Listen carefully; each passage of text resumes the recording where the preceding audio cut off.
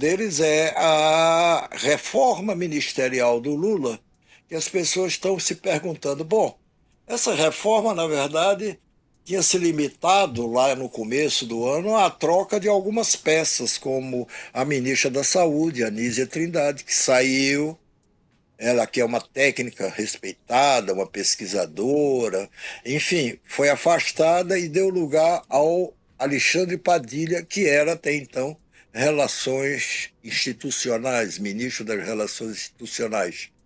Então, e aí no lugar do Padilha entrou a Gleisi Hoffmann, que era presidente do PT e que agora virou ministra das Relações Institucionais. E por sinal, as pessoas lá estavam, uma má vontade danada, não vai dar certo isso, a Gleisi é muito radical. Se ela deixou de ser radical ou não, eu não sei, nunca achei a Gleisi muito radical, mas sei que ela está dando conta do serviço e muito bem avaliada por pessoas de todos os partidos. Não é só pelo pessoal do PT, não é só por Lula, ela está se dando bem, sim. Mas só que ontem, como a gente viu também no programa de ontem, caiu por envolvimento com desvio de dinheiro público por meio de emendas, as famosas emendas ao orçamento da União, caiu o Juscelino Filho, ministro do quê? Do turismo. É isso? É isso, Guga? Ministro da Comunicação. Guga? Apesar de ser um Me turista. desculpe, É ministro da ministro da Comunicação. Comunicação. Pois é, Pois ele é. caiu por quê? Porque a Procuradoria-Geral da República disse, opa, tem aqui escândalo à vista. E aí denunciou ele ao Supremo Tribunal Federal, que se aceitar a denúncia, ele vira réu, como o Bolsonaro virou um dia desse.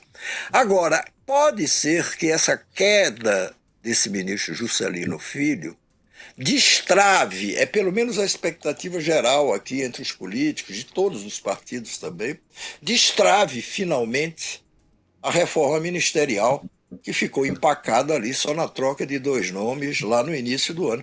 Você acha que pode ser destravada ou que ainda vai... ou ninguém sabe, na verdade? Olha, pelo que eu estou ouvindo aí, o Lula não queria ainda começar a meter o dedo no centrão. A ideia do Lula era ficar ali pela beirada, ou seja, pelo PT. Isso aí é o que estão dizendo, que o Lula não queria ainda fazer, colocar na reforma ministerial mais ou menos partidos para o centrão. Mas os que estavam na mão do PT, o Lula já estava, inclusive, mexendo. Né? A reforma, portanto, entre aspas, já tinha começado. Só que agora o Lula está se vendo obrigado a discutir essa questão do centrão também, já que o PSD do Kassab está aproveitando a demissão do Juscelino para crescer o olho e querer ministérios que são do União Brasil. Está rolando uma disputinha, União Brasil, PSD, quem vai conseguir o quê, e o Lula agora vai ter que talvez atender a essa demanda que foi talvez acelerada, não criada, mas acelerada pela demissão do Juscelino. Então, a atual circunstância é favorável à pressão, pelo menos, para que o Lula tenha que meter a mão e fazer a reforma de verdade. E mexer em muitos ministérios, e não só naqueles controlados pelo PT. E mesmo nos controlados pelo PT, claro, o Lula sofre pressão dos seus aliados mais próximos, que estão ali vendo em risco a sua posição para que não mexa em determinados ministérios. Mas a intenção do Lula era ficar nessa, né? Tentar, tira aqui, coloca ali, acomoda Agora, acolá, e a treta.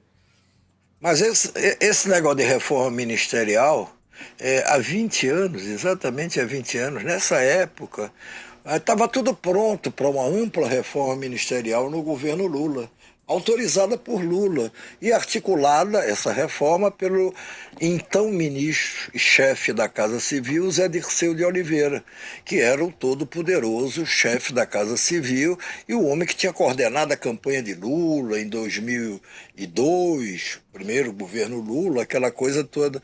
E quando o Zé Dirceu costurou tudo certo, pronto, pronto.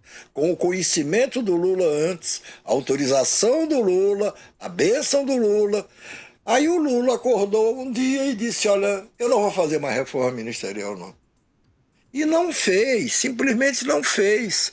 E um produto dessa não reforma ministerial há 20 anos atrás foi o mensalão. Ele tinha que governar, ele não quis fazer uma reforma para trazer mais apoios, por razões que ele nunca explicou direito, mas que ele conhece. E aí o que é que deu? Bom, agora como é que a gente faz para ter mais apoio dentro do Congresso? Aí algum gênio da raça disse: não, vamos fazer o seguinte, vamos pagar um mensalinho para deputados e senadores. A gente dá uma grana por fora para eles.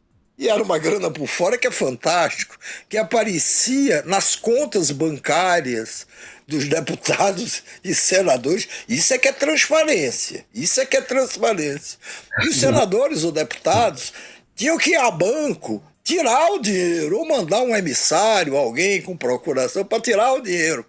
Isso, meu amigo, quando estourou em segundo semestre de 2005, olha, isso balançou o governo, isso quase que inviabiliza a reeleição do Lula.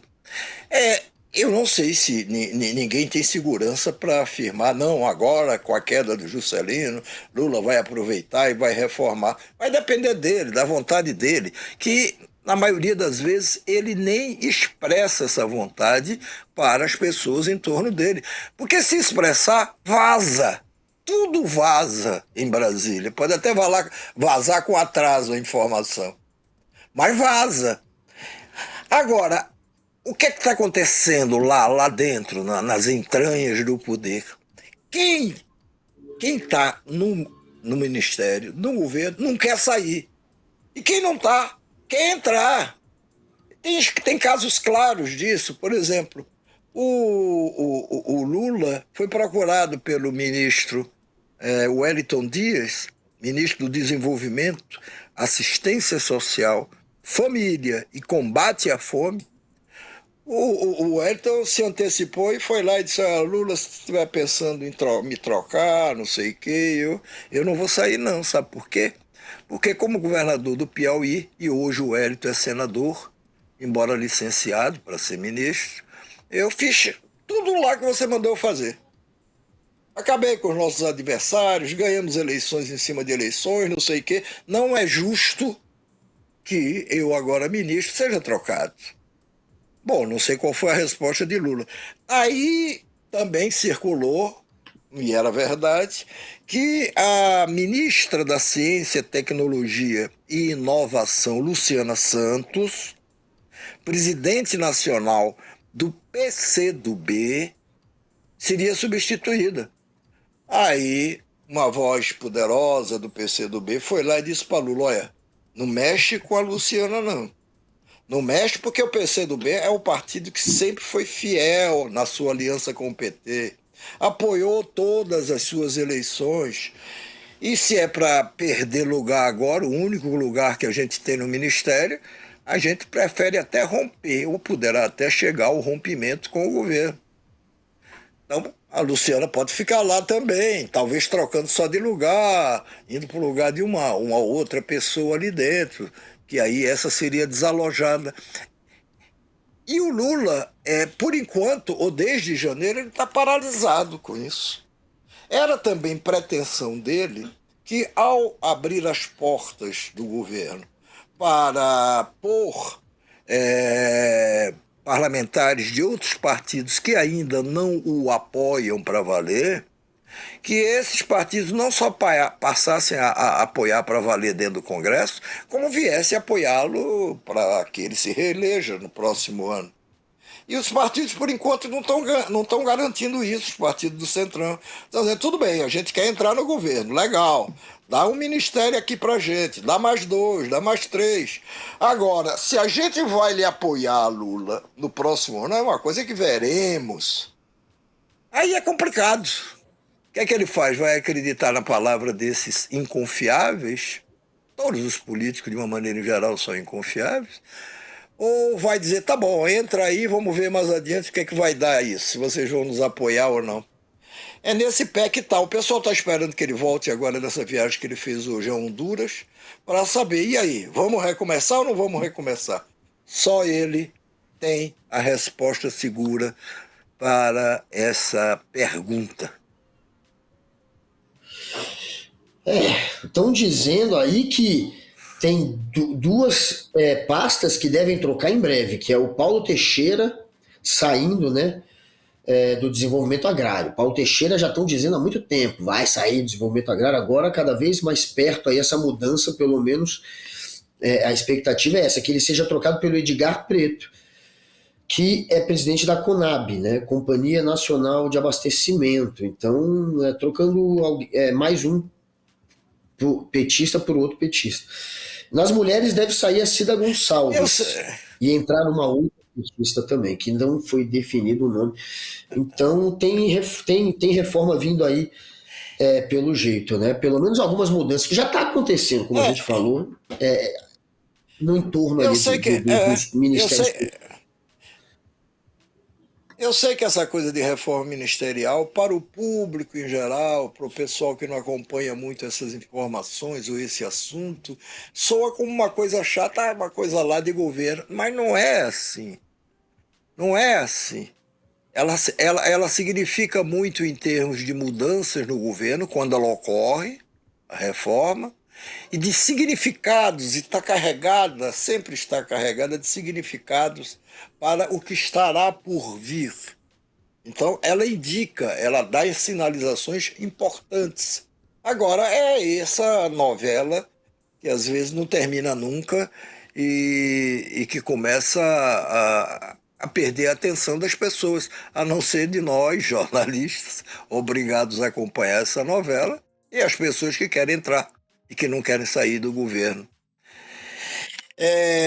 Se você concordar, Guga, a gente tem um problema, tem um assunto aí talvez não, de muito mais importância até do que a reforma ministerial para comentar, que é a questão da segurança pública, essa chaga aberta que só faz piorar e sangrar cada vez mais. Pois é. Vamos falar de segurança pública? Vamos? Tem essa PEC da segurança pública, o governo, claro, sendo cobrado